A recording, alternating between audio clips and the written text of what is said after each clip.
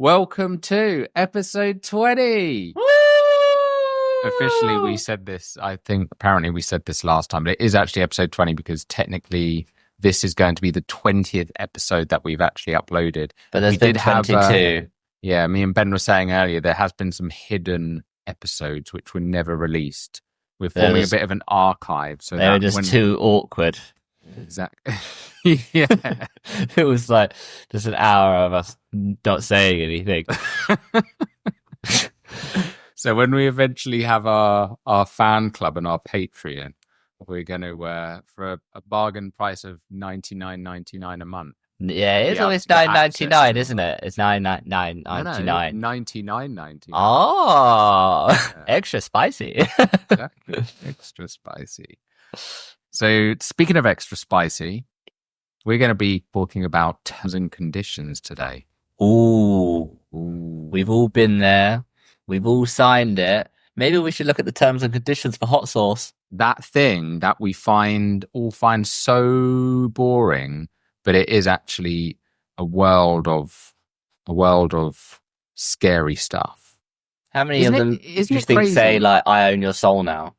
Yeah, I know, and that's the thing, because we were talking about this. For anyone that was listening to the last episode, this is kind of where this idea came from, just in terms of it's so easy to sign terms and conditions now because everything's digital, so we don't even think about it. Like, I think, back in the day, you used to have to, like, someone would give you a contract, and yeah, I know a lot of people still don't flip and read contracts anyway. But I think even when you get given a physical thing, you're a bit kind of more inclined. Yeah, and you have a pen, and you got to sign it, and it's like, what am I signing here? But on an app, like, you just click, like, it's just a little button, right? I agree to terms and conditions. And yeah, like, I want access. Let me have access. I don't give a fuck. It's mad. And, like, we just don't read it. So I've got ChatGPT to crawl all the terms and conditions so we don't have to literally read through all of these flipping terms. Because we still can't be asked. And I asked it to just pull out the craziest things that it's found from some terms and conditions documents. So let's start with some of the ones that we all use. So Instagram. Right? Let's start with Instagram. So I've actually heard this one before, but this is actually pretty wild when you think about it. So Instagram's terms and conditions allow them to use any content that you post in advertisements without paying you, even your personal photos. So if they wanted to run an ad, for Instagram, they could use your photo from your Ben box. What? From your, like, family holidays or whatever. Imagine if you were this, like, you got rid of up it on a TV ad. Yeah, you can't. Oh, yeah, fucking hell, that's me. Dave, you're on the TV. Wow, yeah, that seems. I mean, that's really personal. I know. This is really personal. This is the thing, like, but there's so many of these platforms that we like WhatsApp. Like, who's read the terms and conditions for WhatsApp? But people flipping send all sorts on there, nudes, like everything. So WhatsApp gave you, I suppose it is. It's an app, isn't it? It gives you terms and conditions, really.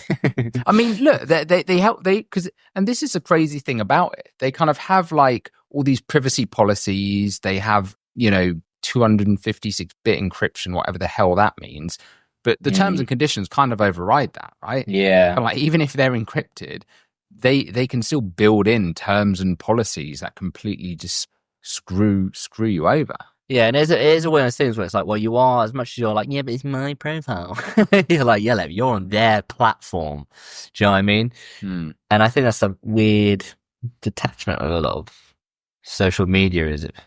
You work on it, so you feel like it's yours, but, like, it's kind of, it almost feels like it becomes the ownership of them in a way, which is, I mean, there's many sides that are gross about social media, but. Well, that's kind of, so this next one, like Sony, this is kind of a similar thing here. So Sony like PlayStation. Oh, yeah. So Sony's PlayStation Network terms of service state that even if you sell your PlayStation, you must make sure the buyer agrees to Sony's terms. If not, Sony could technically demand that you take it back. So, like, even if you sold it, you still if the buyer hasn't also agreed to Sony's terms, you are still the responsible party. So if you were to breach, so I'm guessing does that mean what that means, if the buyer was to somehow breach the terms of service, they could sue you. Yeah, okay, I see. Which is kind of wild, right? Like, you just don't That's pretty interesting. Yeah, because people sell things on Facebook Marketplace all the flipping time, and God knows. You're like, it wasn't me. I sold it. Yeah, I thought it was like, you sell it, and then you'll go to their house and be like, "You gotta ask for it. Give me it back. You gotta ask for it back." Even though, Sony. I think that's Sony's pretty pissed off at me Sony right now. Technically, I think that's just an example of because they can take action against you. So they'll be there. Sony will be behind them, like as you're at the door, like standing at the door, and they're like, "Ask for it back now." Like a really angry parent. I didn't say you could sell that. We bought that for you for Christmas. Like waiting in the car outside the door. Give it back. Wow, yeah, man, that's like, fucking... This one's a pretty funny one as well. So, have you ever heard of a dating site called Ashley Madison? I don't know if it's still around. Nah. I remember when Ashley it came out. Madison. And it was quite a big thing. And I saw a documentary, like a Netflix documentary about it recently. There was a lot of controversy around it because the whole kind of value proposition, I guess, if you call it that, of the site, or the whole thing behind the site was it was for affairs. So it was where you go if you were married or in a relationship and you wanted to have an affair. And it was this, the user base. And this was the thing, the user base grew into, I think, the tens or hundreds of millions. And they were like, holy shit.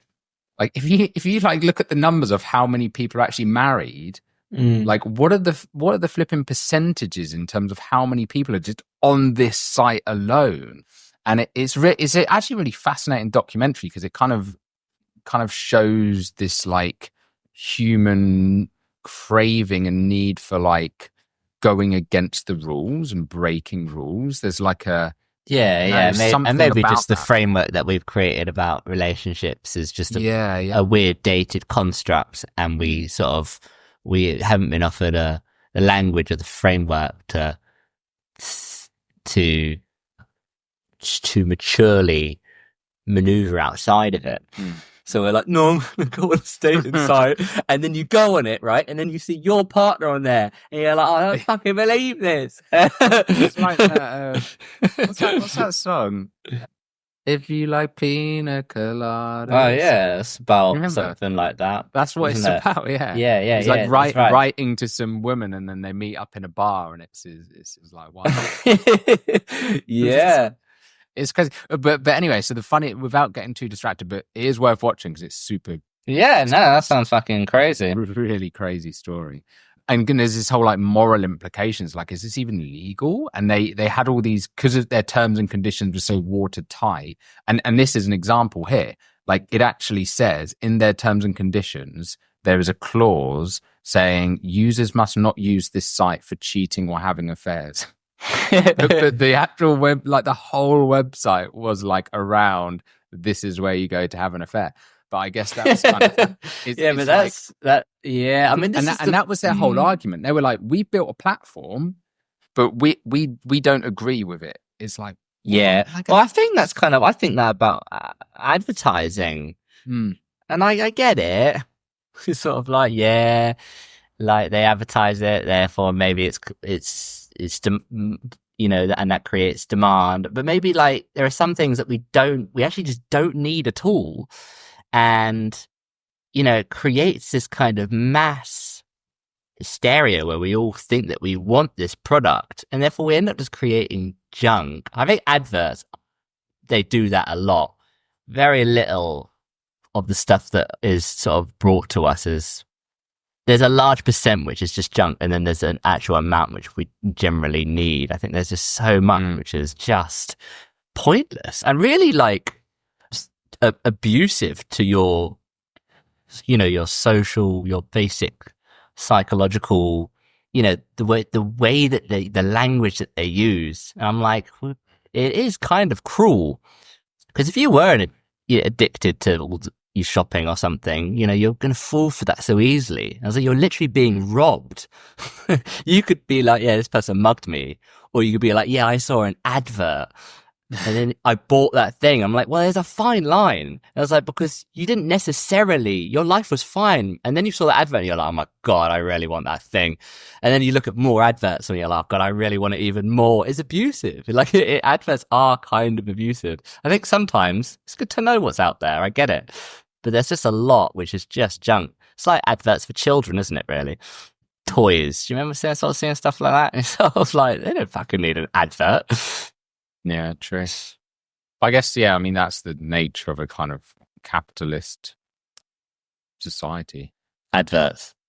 Yeah. Advertise everything. Exactly, but that's how businesses... Yeah. You have, like, businesses, in order to thrive, they have to advertise their services, right? No, it doesn't have to be in the same mediums, but... And again, that's just the world that we live in. But yeah, no, I take your point. Like, you're right. Like, you know, and I guess if we were to live in a different kind of world where it's like there's just one provider for everything, you know, it's like this is the, like, you know. But I don't think it would be that. When we lived in olden times and you get your grain from a grain mill, you know, from Johnny at the top of the hill who owns the windmill or whatever, like, you know, it's there were much simpler times, and then you don't need to advertise because it's like I know where to go for the things I need.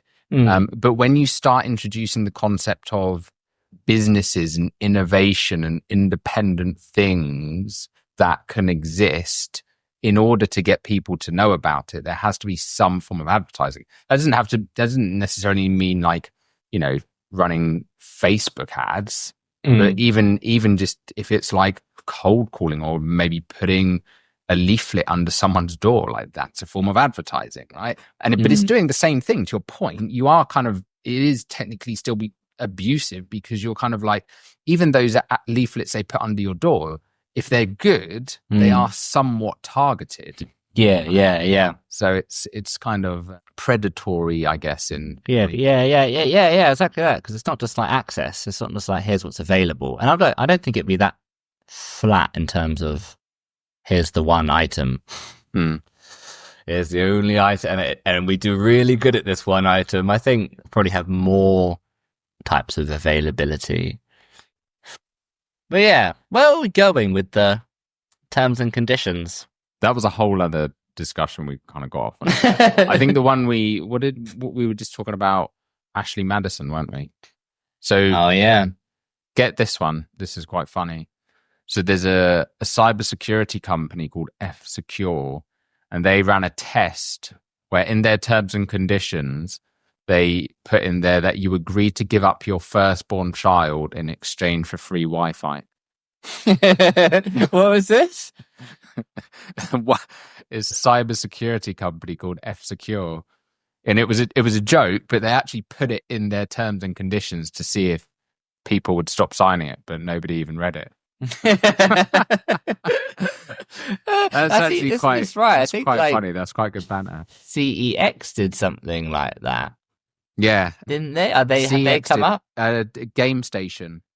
So Station, they're actually on here. So in April Fool's joke, the UK gaming retailer Game Station added a clause stating that customers grant us now and forevermore your immortal soul. Well, that is quite funny, and also, like, you know.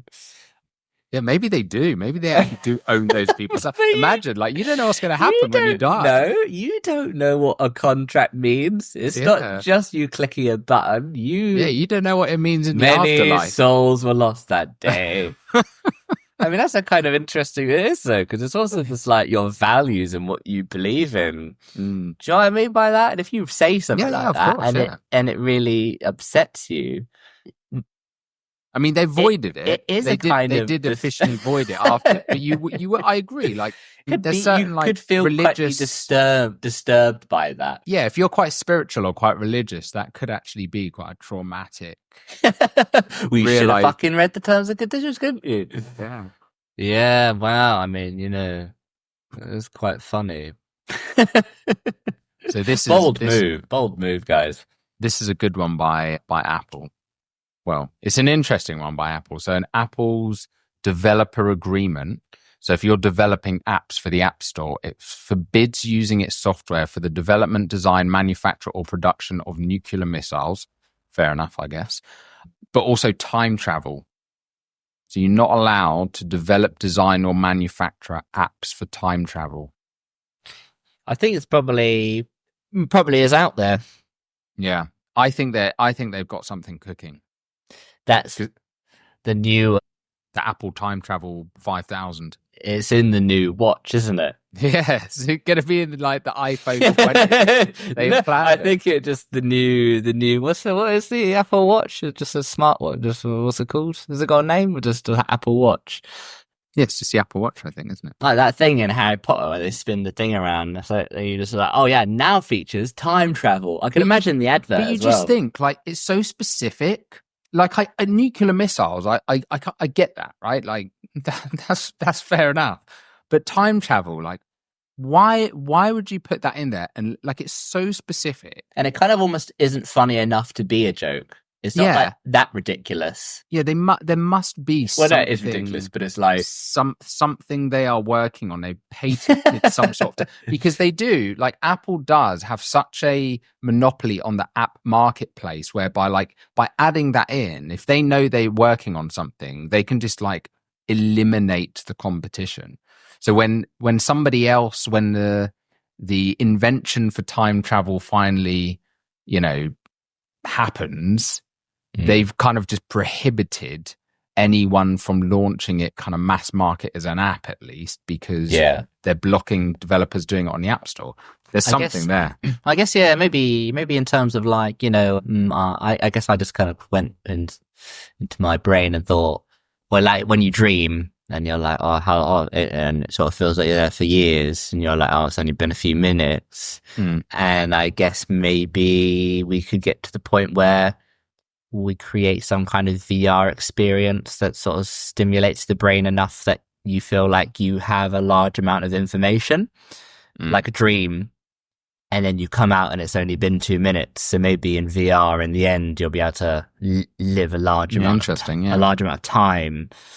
Just a thought, just in case they wanted to do a new update in the Vision Pro. Augmented time. So here's another good one from Pokemon Go, which I know a lot of people flipping. That was a crazy hype, man. That was wild. It was wild, wasn't it? I never. Did you ever get it? Like even no. I actually did download it, but I never used it. But so many of my friends. It was wild. But you never even played Pokemon in your life. I think but the idea was actually really cool, that like because it really connected. It was a taster of like that augmented world that we hadn't. True. Yeah. Had yet. It was the first taster of like, oh yeah, there's this like this digital realm and the actual reality. That line's that was the first taster of becoming blurred or coming together. I guess as well from like because it was again like it's like a lot of my friends were on it, and I suppose from a generational thing, like Pokemon, when you tie those two things together, like the here and now of like technology, and then also like a nostalgic thing, like even if you didn't use Pokemon cards back in the day, most people will remember them from school, like Pokemon cards being traded and stuff like that. There were so many like Pokemon cards being traded when I was at school. I think I used to have a Pikachu card because everyone had a Pikachu. Then you could get all sorts of like different rare ones and stuff like that. So it's a time thing as well. Anyway, the crazy thing with their terms and conditions is they have a clause banning players from using Pokemon Go to engage in or promote paranormal activities. Yeah, I mean, do you think when they were? I think they had an accidental paranormal designing it. Yeah, like when they were designing it and they were working in the virtual realm, they bumped into some Pokemon characters that never existed. Yeah. Well, so wait, what does it say again? You can't engage in or promote paranormal activities. Wow, promote. Using the app.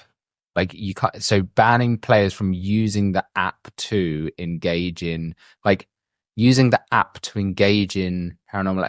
I mean, I guess what that could be is kind of them. Maybe it's like, you know, I guess you could, what's the word? If somebody didn't know what augmented reality was, you could maybe trick them. Yeah. Do you know what I mean? You could say like, oh, like this an app elderly is actually... person. Exactly. Yeah, you could say, look, So you're like, it's Pokemon. Ah, yeah, it's Pikachu. That is actually quite. Leave me alone. Yeah, that's a great idea. Someone yeah, I think you're right. Reality is. You could say maybe like, that kind of makes sense actually, but also maybe they did bump into something. Maybe that they're just not telling anyone about. Oh wow! Check this one out. eBay. Okay, they've actually removed this clause now. But eBay once had a clause banning users from posting anything negative about the company, even if it was true. Posting anything negative about the company. Yeah, so you can't say anything negative about eBay. Wow, I mean that's amazing that they even. Yeah, they were probably forced to take it down because it was like. And they even tried that. Yeah, I think that's just because eBay's like quite old and. Yeah, it is. It is one of the original internet. Do you know what I mean? So maybe it was just in a period of time where like. We have some control here. Yeah. I mean, it did. Like back in the day, like when the internet first came out, it was like anything goes. You know? Yeah. F you on. Yeah, crazy, right? And now it's like fucking. Like, where the fuck is anything? Yeah. So you can't even find the information you can find now.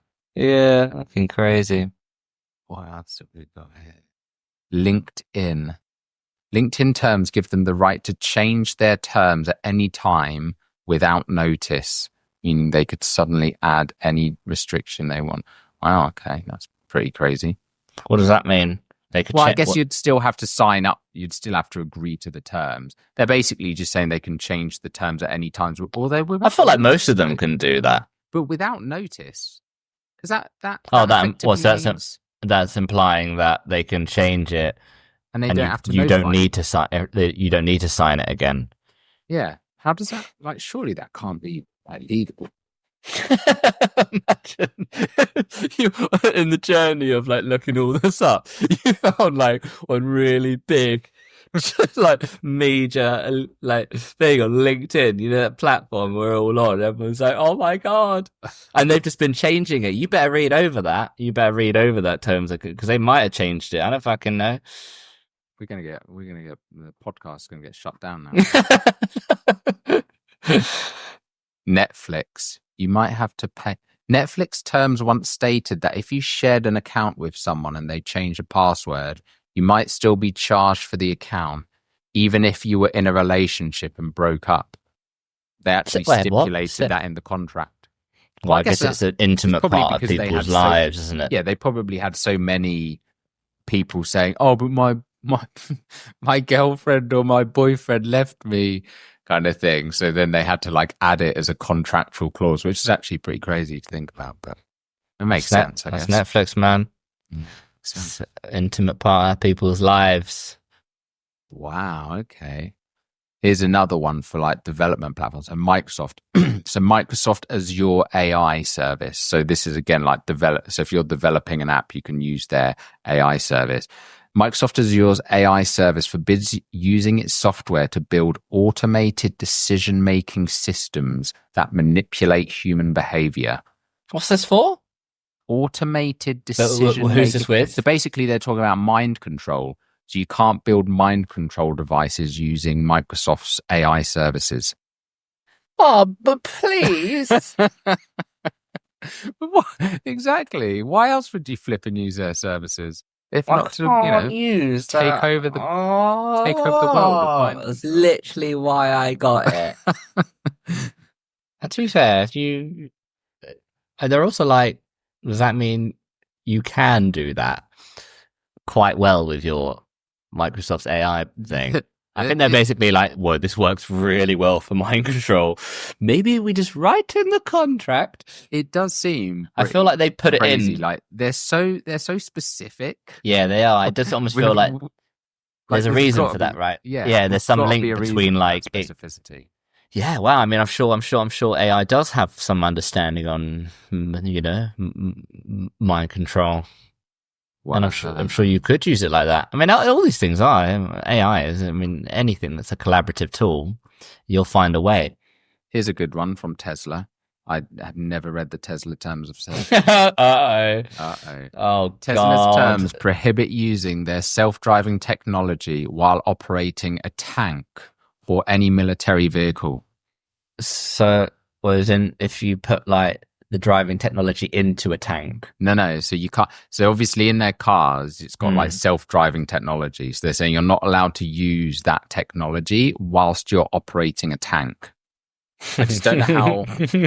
I mean, maybe what they mean is if you turned a Tesla into a tank. That's what I feel like it's saying. And then because then it's kind of weaponizing. Yeah. So you can't. So you could not be in the tank. Tesla's terms prohibit using the self-driving technology while operating a tank.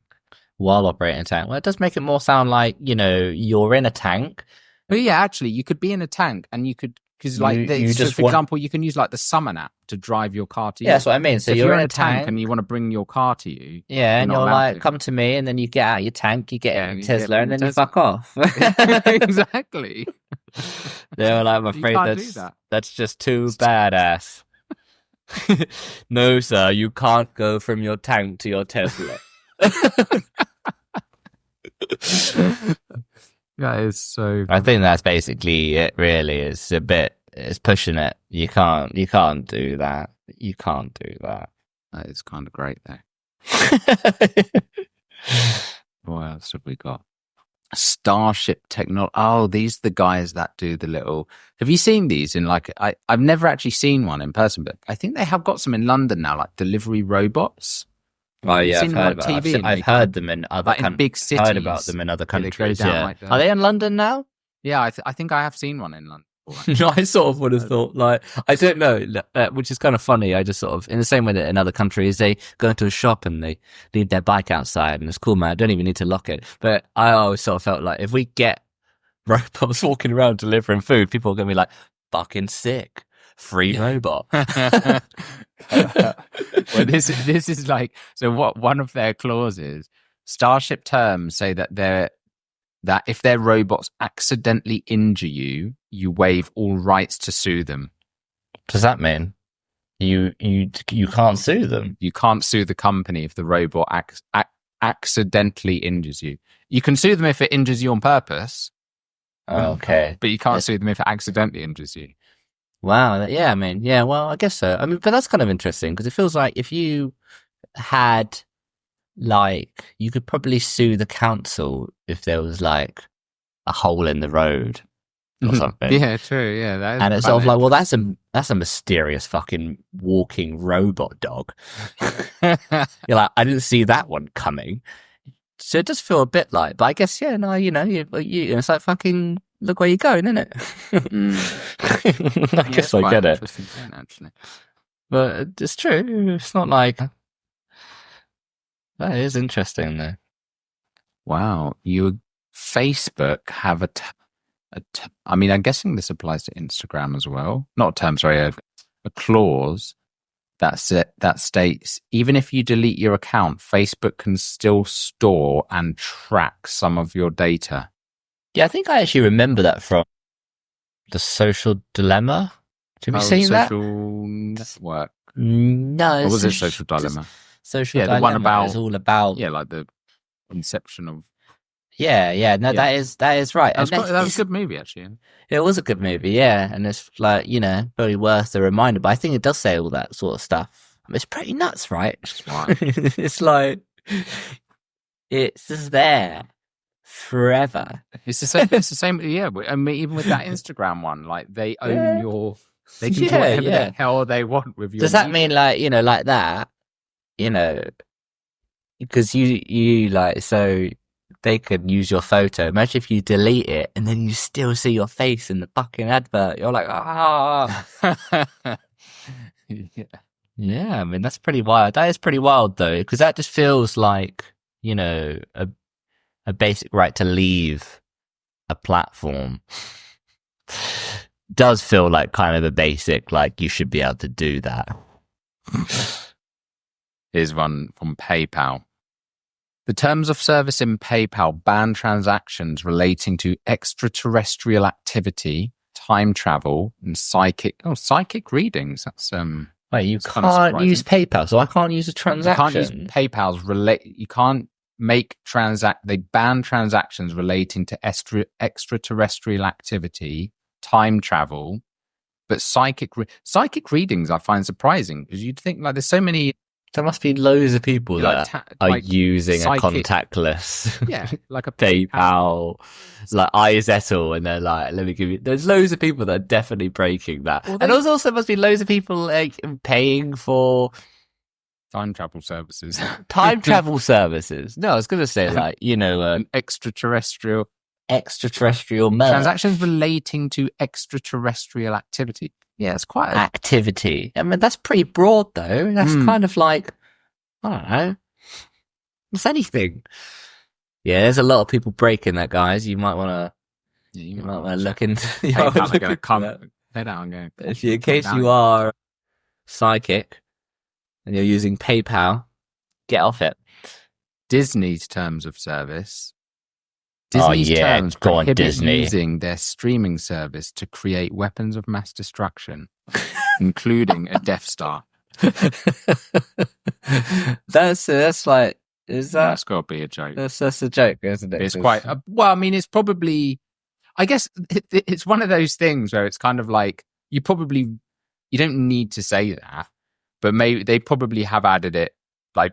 For the fact that it says Death Star, there's probably a bit of a kind of tongue-in-cheek thing there.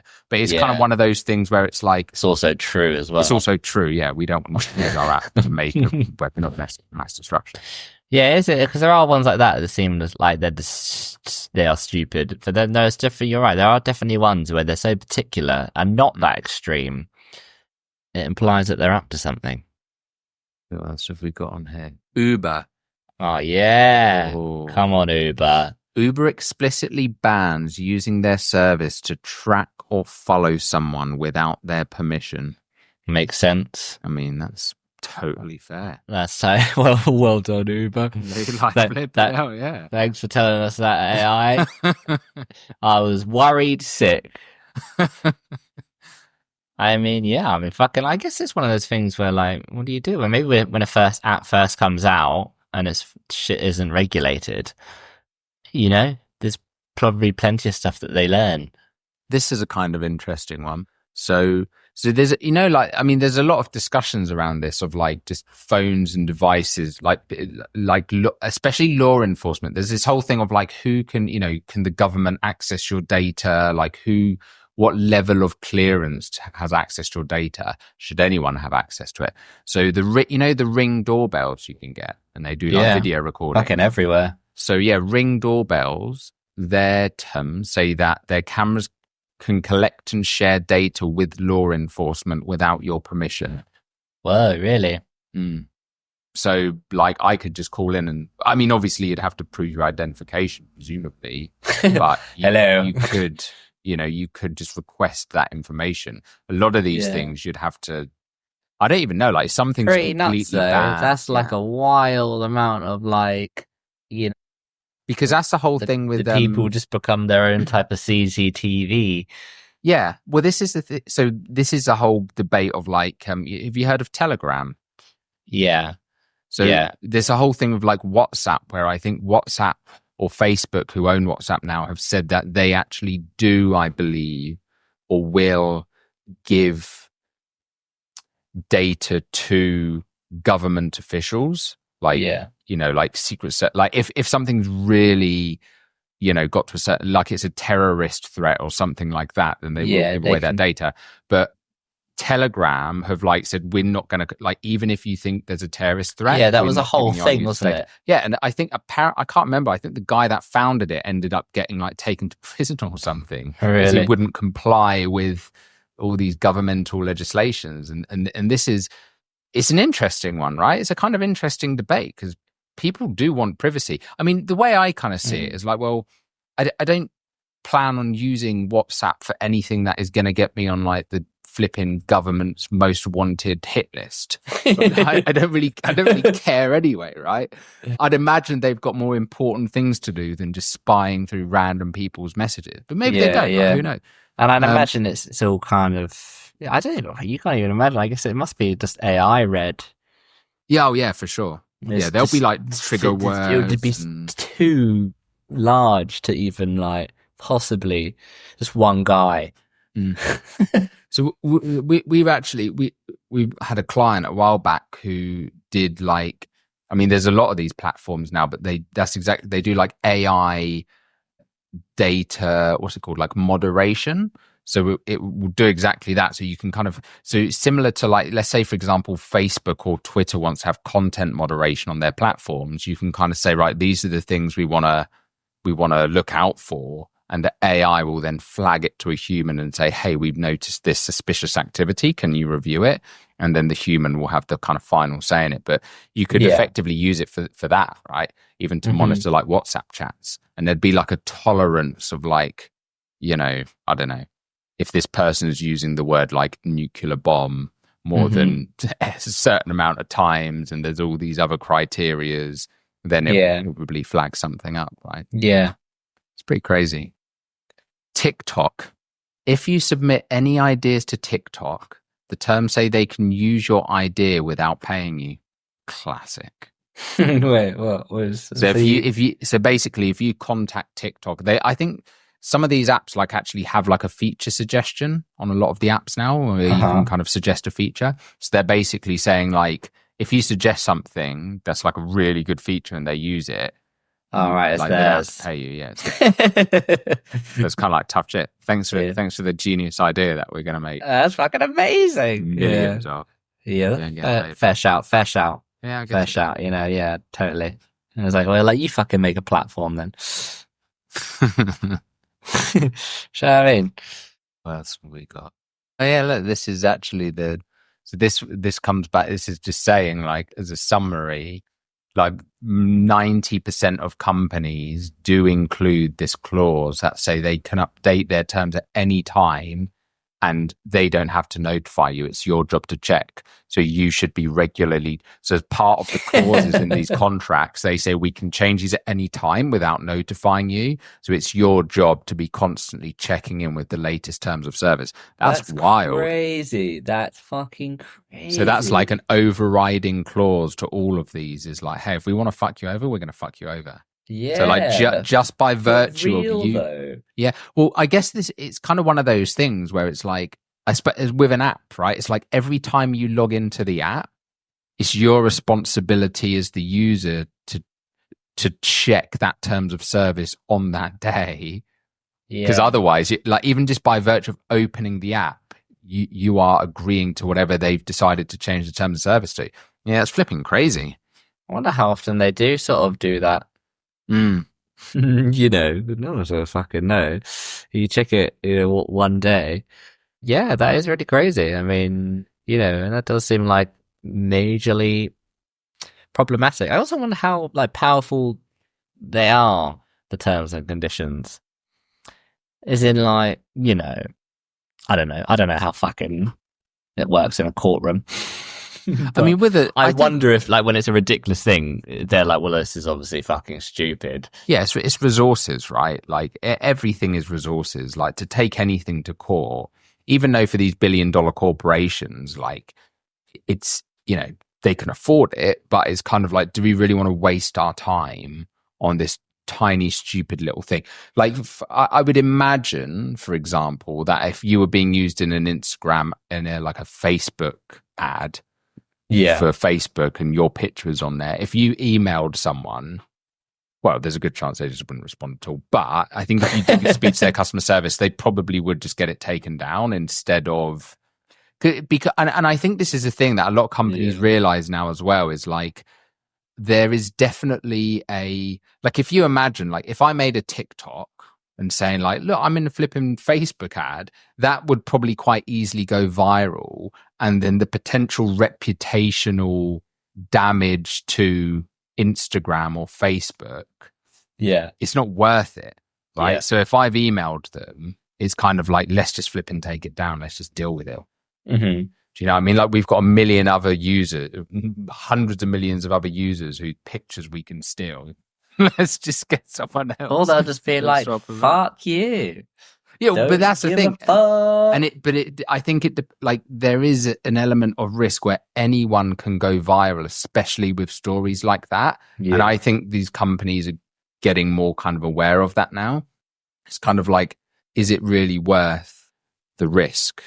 Yeah. You know, of doing it. And because there's like platform competition now as well, like, cool, if you were to post that on Instagram could just throttle your reach. But if you post it on a rival platform like TikTok, it could go, you know, viral on there, and then people see it, and then it, you know, it's going to affect their market share. And so, yeah, I think a lot that I think for most of these, like they probably wouldn't really enforce them. Unless you were building a Death Star, of course, I'm sure Disney would then enforce their clauses.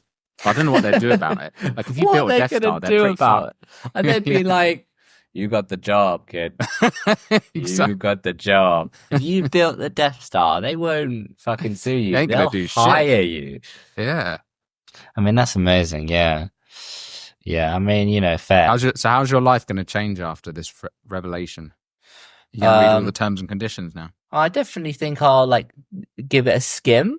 Do you know what I mean? Like maybe just like, because I don't even bother a lot. I literally do just feel like I just want to fucking use this thing. But I think I might, because you know, I guess you might just stumble across a magic little sentence that is just something peculiar. And it is always the language that they use. It's sort of like, it's painful and it's long and boring, but it is. Well, I was just thinking like, that's why it's fascinating to break down. This is actually quite a good use case for ChatGPT.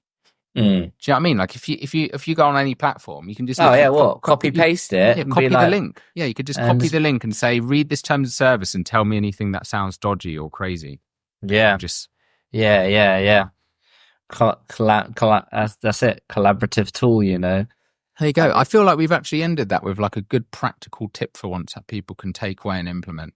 If you've got any new terms of service or any new apps or things you're signing up to, go on ChatGPT, get it to read it for you, and then it will act like your legal counsel. Yeah. We should have looked at ChatGPT's terms and conditions. Mm-hmm. Do they have terms and conditions? They have terms and conditions. Of course they do. What are the craziest ChatGPT terms and conditions? I'm asking ChatGPT. Yeah, it's might be a little bit biased. It's like, you should have fucking read this. ChatGPT's terms of use are mostly standard, but there are still some interesting and unusual clauses. Here are some of the most surprising ones. Oh, thank you for your honesty. OpenAI can read your chats, but they promise to never spy on you. OpenAI states they may review user conversations to improve the model and ensure compliance. However, they claim reviewing is limited and anonymized. I mean, that's fair. At least they're being honest. This is all reasonable stuff, ChatGPT. Yeah. Come on. You can't use ChatGPT to build another AI. Isn't that what that deep company did? DeepSeek. Yeah. Is that what? Like exactly what they I did? don't think it's quite what they did. Well, they didn't build it for using. They didn't they? Did they? Yeah. Because apparently, like, if you asked DeepSeek what it is, it said that it was ChatGPT. Because it had called... But I think it wasn't it making calls to, so it's not actually using it. Yeah, it wasn't using it. How is it not using it if it was learning? Yeah, I mean, that's it. But that is quite funny though. I mean, not that I'm going to fucking do anything about it, that's their problem. But no military weapons or surveillance use, fair. You agree that ChatGPT can be wrong. OpenAI states ChatGPT isn't always accurate and users should not rely on it for legal, financial or medical advice. OpenAI can ban you for anything. They reserve the right to terminate your account at any time for any reason without explanation. Wow. OpenAI owns anything you type. While OpenAI doesn't claim ownership of your prompts, they retain the right to use them for model improvement unless you have an enterprise plan. That's fair. What does that mean? They own your anything? Prompts.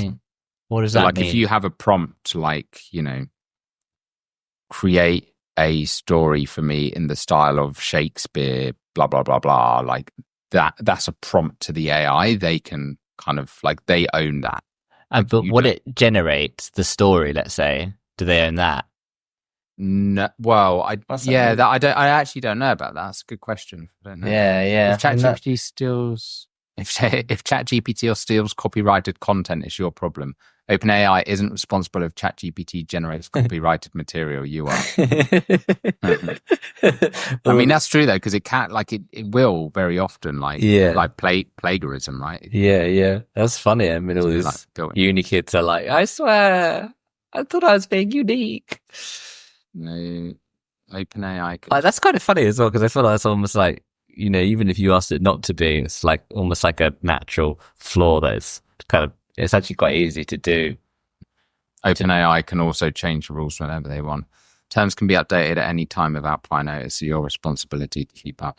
I think there was one thing that we've learned is that, like, terms and conditions don't mean they mean shit.